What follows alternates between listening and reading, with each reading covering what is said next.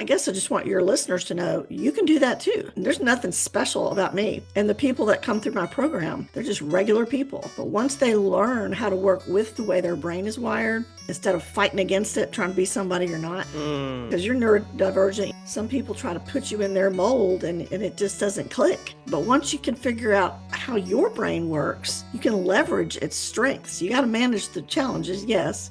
All right, now real quick, I want to talk to my aspiring authors here today. If you've ever said, I want to write a book, but I don't know where to start, then listen up. I'm hosting a live writing masterclass this Sunday, and this is your opportunity to stop waiting and start writing. In this session, we're going to map out your book and get crystal clear on your specific message. You're going to take the first step toward making your book a reality. So if you're ready to invest in your dream and finally take action, then head over to jorioneale.com/your_story_matters. Click the link below in the show notes, and I'll see you inside.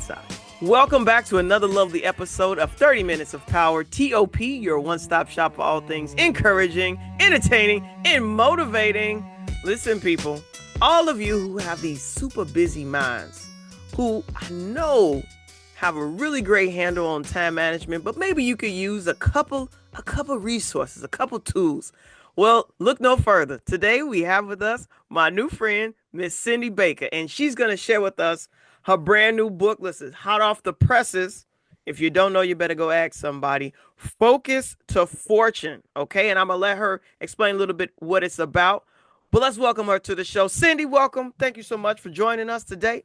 30 minutes. Thank you for having me. It's good to be here. Yes, ma'am. So I'd like to jump straight in with a little curiosity because I'm a curious human. Cindy, you described in one of your interviews, you said that it was during a scroll break. You had a wake-up call. What did that moment feel like? Can you explain a little bit? Because when I saw scroll break, I said, well, I've heard of people saying that they took a break and went scrolling, but the scroll break, I was like, okay, nah, she done got me now. So what? Yeah. Can you give us a little backstory to what that was? You know how we take just a few minutes to check our phone, and then it turns into 30 minutes of watching puppy yoga videos on YouTube. It was very inspiring. No, I'm just kidding. What did that moment feel like? Like what clicked for you that changed everything? Yeah, the problem was I was in the middle of a deadline, and instead of tackling it, I was procrastinating.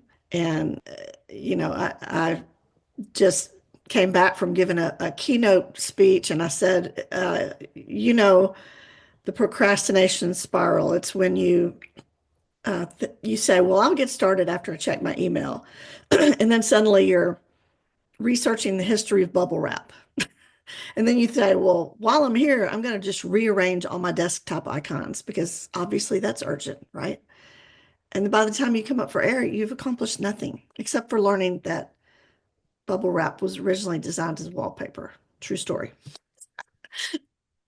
But I did realize that procrastination, I wasn't just procrastinating. I was giving away my dreams.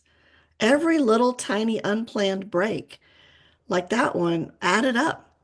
And all that time that I spent on distraction was time that I wasn't spending building the life and the business that I wanted. So that's what really hit me hard right after puppy yoga ended, of course. So this conversation, I think anyone who's followed this podcast, if this is your first time listening to this podcast, I need you to go back into the crates, and I need you to look at a couple of episodes that we've put out concerning productivity, concerning time management, concerning we've had a couple individuals on here who have blessed us with free resources, and Cindy's going to be another one of those amazing individuals. She has a free course on productivity. So if the story she just shared resonates with you, and you're listening to this podcast because you're putting off doing something else, then we're going to need you to take that free course, but you're going to have to stay to the end of the podcast to get the link to listen to it. I want to fast forward and then go back only a little bit. You made a powerful shift in that actualization when you realized that you were giving away your dream, that your time is the most valuable commodity that you have and you can't replace it, right? And so Mhm. How did you make the powerful shift from trying to manage time to then managing your focus? Yeah, that's a great question because, we all just have 24 hours. And, once you spend your time, you can't get it back. It's not like, it's like when you might write a check and then you think, well, I have plenty of money in the bank because the check hasn't cashed yet. Well, you don't really have that money. It's spoken for. And so a lot of people will just overload their schedule thinking they've got plenty of time and then it runs out. And I think that a lot of people say, well, I just wish I had more hours in the day. But if we had more hours, we would probably spend them the same way we're spending the time that we have now. I tried to be more disciplined and work harder and all of that. And I realized it wasn't a lack of discipline for me, that I really had a focus problem. And I think that's the issue. Most people have an attention problem, not so much a time management problem. And so I made a switch. And instead of focusing on my time, or instead of trying to manage my time, I started to manage my focus. And I came up with what I call my focus sprint strategy. And it worked. Turns out my brain's not broken after all. It just needed structure, and that one small change turned into a habit. And over time, I started to accomplish more in a few focused hours than I used to in an entire day.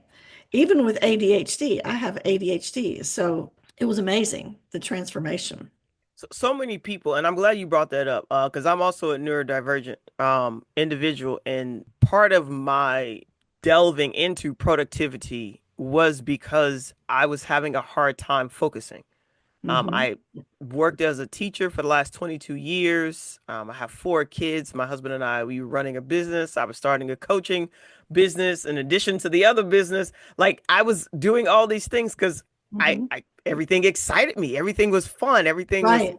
and so trying to figure out, okay, where should my attention go? How do I grow any of these things so that it equates to maybe replacing my full-time job? That didn't come with me doing time management. It didn't come with me doing even NLP. I studied NLP because I'm like, there has to be something with my Hmm. programming because the way that I receive words and the way that the other people receive them is different. So maybe something's wrong. Like I went far and wide therapy for 5 years, and she's like, "Well, you have OCD and ADHD, so good job." I was like, "I don't." She's like, "Hopefully, one combats the other." I don't know if that's how that works, but Yeah, the I was. OCD might have come from having ADHD. It's quite possible. I know my OCD definitely came from having a horrible childhood, full of trauma and just unsafe Mm. environments. But Yeah. anybody who is silently struggling, or maybe you're loudly struggling with ADHD symptoms, or maybe not, what would you say to someone who maybe suspects that they're dealing with something in terms of their focus, but they haven't named it yet? What would be maybe the first steps? I do want to talk about your focus sprint method a little bit and why it works so well for people with ADHD, but for folks who they're like, I'm not sure, I've always suspected, what would maybe be the first step for them to figure out a way to manage their focus? Yeah. I want to back up a little bit because it's interesting. I just retired as a teacher and I started my business on the side as well, so I can relate to you. Um, but as far as ADHD, it's really up to the individual as to whether or not they want to get an official diagnosis. I have a coaching program, and a lot of people that come through my program have never had a diagnosis, but they've just sort of self-diagnosed. And so, if you want to get a diagnosis, it does two things. I mean, one, it qualifies you to get medicine if that's what you need and want. And then two, it just gives you that label, that officially, so that you can kind of go, okay. I mean, once that happened for me, at first I didn't accept it. I was like, I don't know, because I was successful. But then I realized I worked 10 times harder than a lot of other people to be successful because I was working around my symptoms. And as I looked back through that new lens, it actually made me feel better because I thought, okay, now there's a reason that I did these things or didn't do these things or responded that way. And it means that there's nothing wrong with me. Because when you don't know why, why can't I just get it together? Then you think, it does a number on your self-esteem and you think that you're flawed. There's something wrong with you, and I'm a person of faith. And so I knew what the Bible said about my identity, and that really what God thought of me is more important than what others thought. But I still didn't, it didn't connect. It was just up here in my head, So once I had that diagnosis, I thought, okay, it gives me some kind of a solid ground to stand on. Now I can make sense of things. And so I kind of made sense of my past a little bit, but then I also just began this journey of personal development, self growth. I wanted to learn everything I could about adult ADHD, selfishly so I could help myself. um, but as an educator, and I started as a school counselor, I have a master's in counseling. I worked with a lot of adolescents that had ADHD and their parents. So it's different with adults and it manifests differently. And it manifests differently with women. Because when I was growing up, and I'm older, so when I was growing up, nobody talked about ADHD. And when they did, it was just in reference to boys, like hyper boys. And I was kind of a quiet, smart girl, so I just wasn't on anybody's radar. And so as I learned more about adult ADHD, I tried different strategies and kind of figured out what worked, what didn't, and finally put together a framework of strategies, habits, systems, and it just made a world of difference. I mean, I'm not trying to be dramatic, but I went from chaos and overwhelm in my life and no stability to earning two master degrees, having a long-term successful career as a level 5 teacher. I married the love of my life. I'm a grandma. I started and ran a successful business. Now it's full-time, all with ADHD. And it's because, I guess I just want your listeners to know you can do that too. I mean, there's nothing special about me. And the people that come through my program, they're just regular people. But once they learn how to work with the way their brain is wired, instead of fighting against it, trying to be somebody you're not, Mm. because you're neurodivergent, some people try to put you in their mold and it just doesn't click. But once you can figure out how your brain works, you can leverage its strengths. You got to manage the challenges, yes. But if that's all you're thinking about, you're not going to excel. Instead, manage the challenges, but then what are the strengths? Focus on those, the creativity, the problem solving, seeing opportunities that other people miss and being creative. That all comes with ADHD, you know. So I don't know if that answers your question, but No, it does. And I when I went back and I looked at, so I part of what my business is, I actually left the classroom. I didn't wait to retirement. I left. And so I went full-fledged into helping women with neurodivergence write books, because I've been able to successfully write and contribute to 10 books, 10 published books, not journals, not, devotion, like actual books. And mhm. so I'm always fascinated when people tell me that they've been writing for 3 years, for 7 years. One gentleman that I was helping with who also has ADHD, he said he was writing a book for 18 years. And I was like, okay, why? Like, it didn't make sense to me. And so Yeah. I'm like, okay, well, when is the best time for me to write? And so I did a lot of research again on myself. I used myself as a guinea pig. And once it Mhm. worked for me, I said, okay, well, let me share this with other people. And so I started working with one woman and then the next woman. And then I started group coaching. And now this is what I do. I help women tell their story. And most of them have neurodivergence. I didn't put a calling card out in the universe and have a bat signal that said, all neurodivergent women who want to write a book, come and play with me. And that's Yeah. not what happened. Like, I showed up and I shared what I was doing, and those were the people who came. Yeah. Individuals who were struggling with focus, who were struggling with sitting down and doing it the way other people are doing it.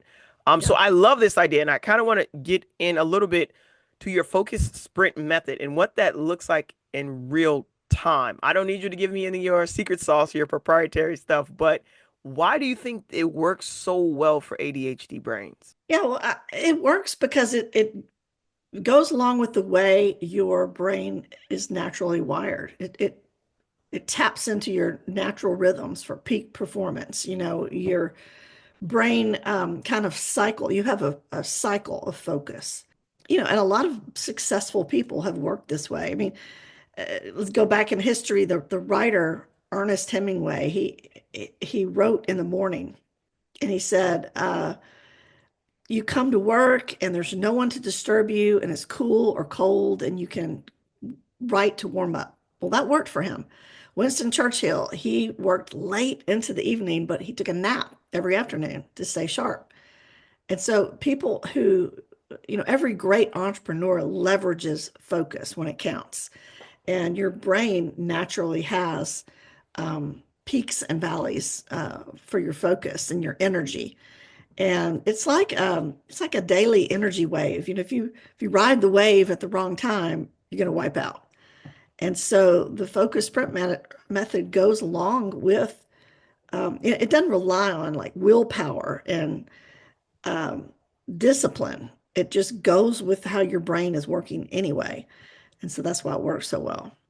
I love that. And I've honestly always seen my neurodivergence as a superpower. Like Hmm. in the classroom, being able to identify and recognize when someone wasn't feeling well, when students were having issues, being able to conflict resolve because I can see both sides as well as the solution simultaneously.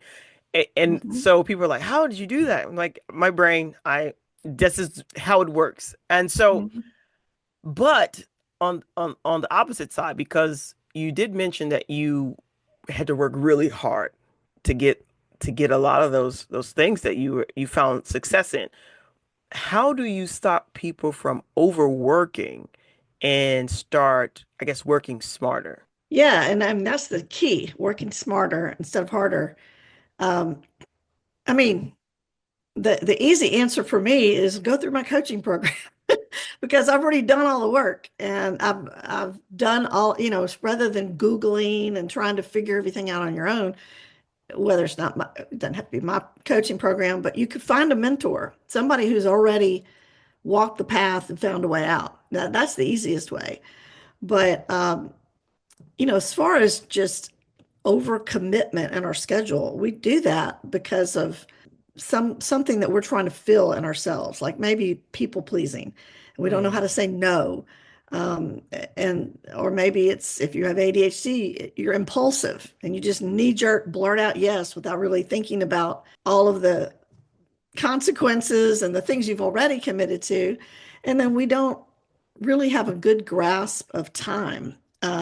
People with ADHD have a different awareness of time than other people, and that makes it difficult. So they think they have plenty of time and they wait till the last minute to get that little dopamine, adrenaline rush, and then they run out of time and they're constantly just stressed. I work with so many entrepreneurs, they go from one emergency to the next, you know, um, and it takes a toll. It's just not apparent right away. And so some people think they're getting away with it, but it catches up with you. It's just like older person who has a heart attack. Well, it was years of plaque buildup in their arteries that they thought they were getting away with because they didn't see anything happening when they ate greasy food or whatever.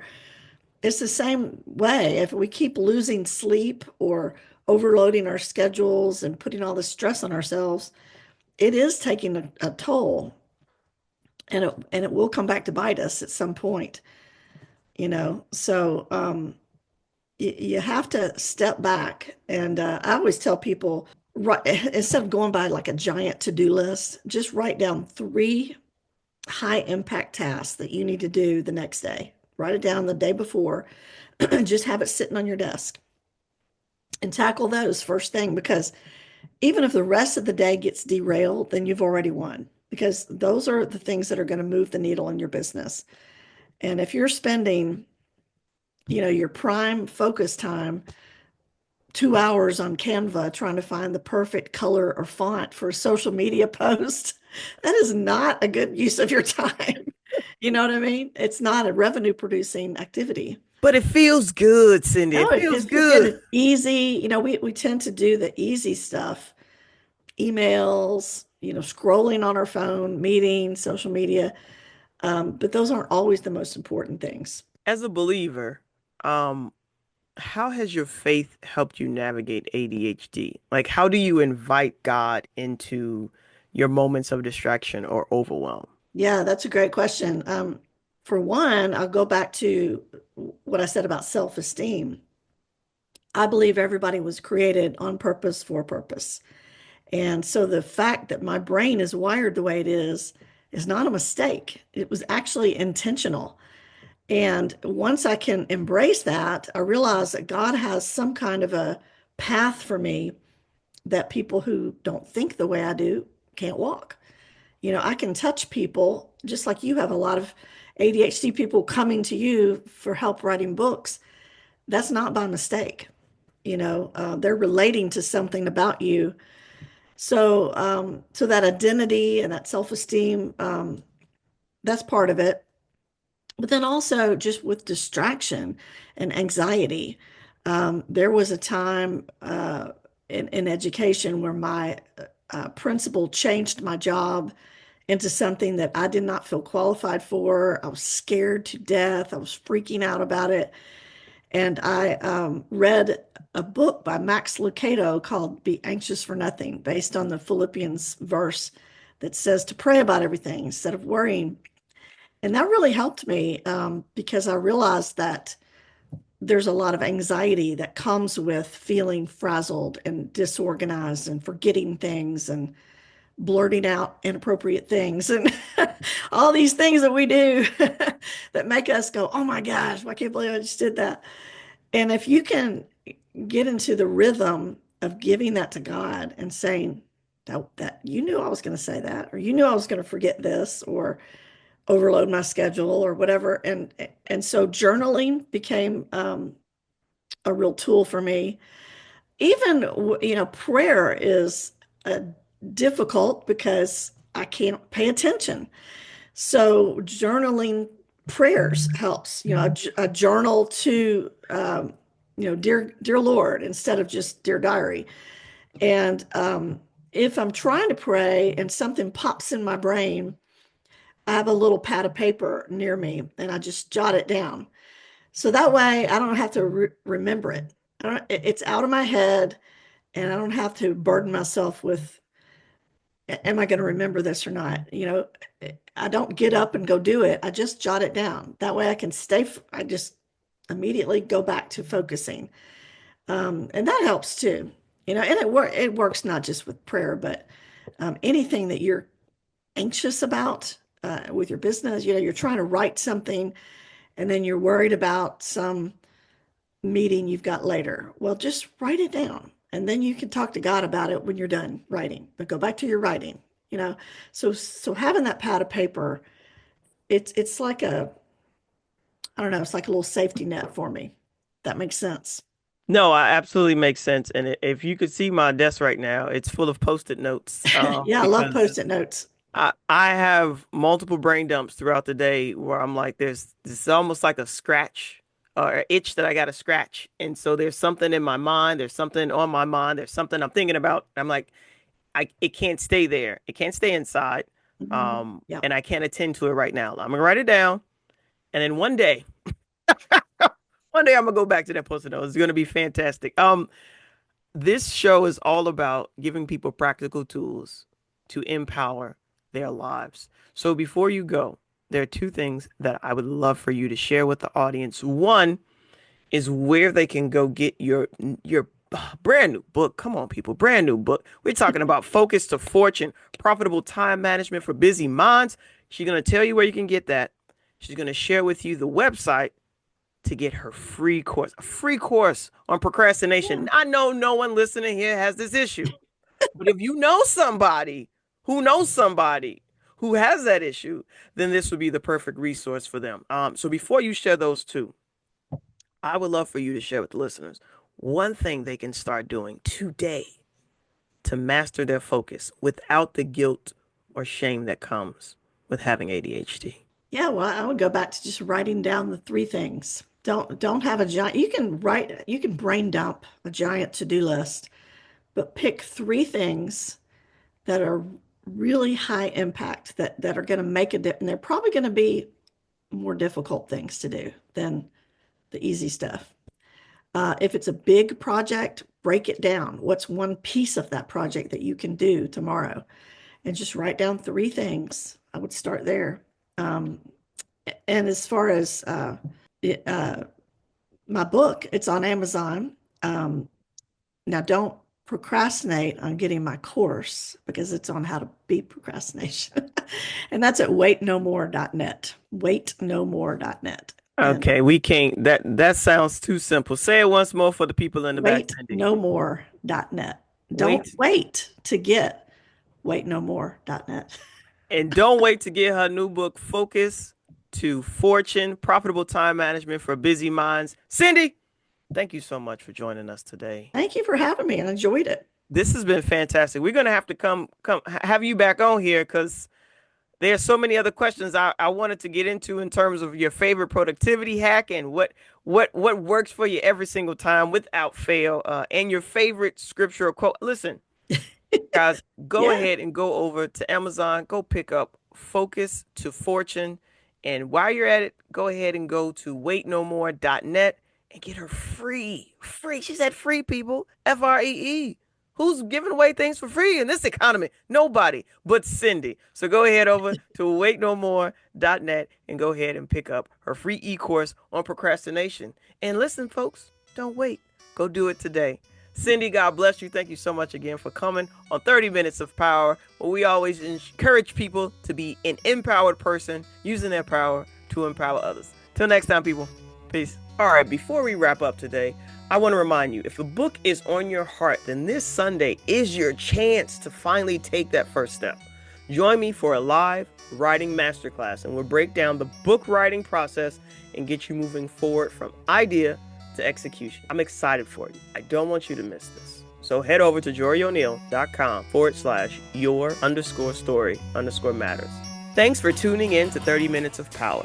We hope today's episode inspired you to take action and make a positive change in your life. Remember, your power is meant to empower others. So share this episode with someone who needs encouragement today. We'd love to hear from you. So connect with us on Instagram at 30 Minutes of Power or email us at azironsharpensiron@gmail.com. Until next time, stay empowered and keep empowering others. 30 minutes of power.